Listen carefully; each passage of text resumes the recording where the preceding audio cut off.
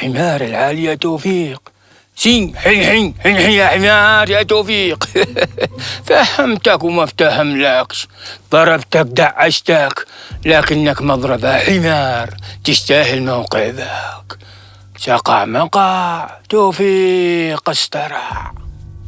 مالي خروجي. هذه شكلها لعبة من لاعبك يا قطام.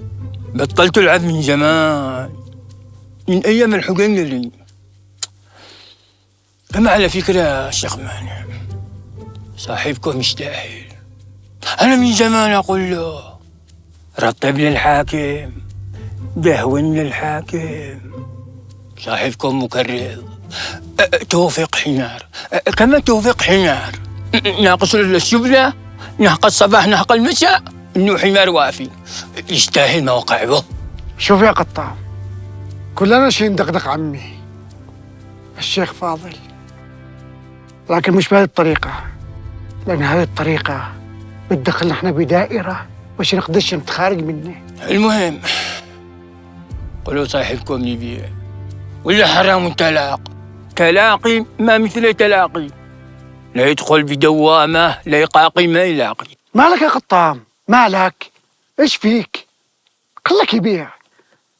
ما حد قد عمله ولا فكر بهذا الكلام. والله لو عملها إنها لتكون عيب في حقه، عيب، ويعايره الناس لولد الولد.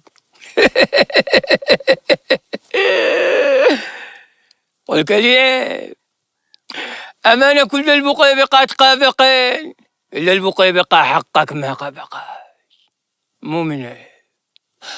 وبعد أنت مدخلك في العيب. الشيخ مانع خلي العالية والشيخ فاضل يحرقوا وينزلوا رماد. أنت ما عليك إلا تراعي لما تنضج وتبسل، وبعدها وجردها لبطنك وهي باسل. ما عليك. وبعدها تحسب إنه عمك الشيخ فاضل بعد المحانبة حقه مع الأمير إنه عندوش يخرج بالهنجمة ذيك. مبلطاح، حرام لا يتبلطح بلطاحة فهو مبلطح. سألنينا الأمير خبيث، أنا سايرته طول عمري خبيث. أمانة لقد أحرق عيونه يبلع عقله داخله.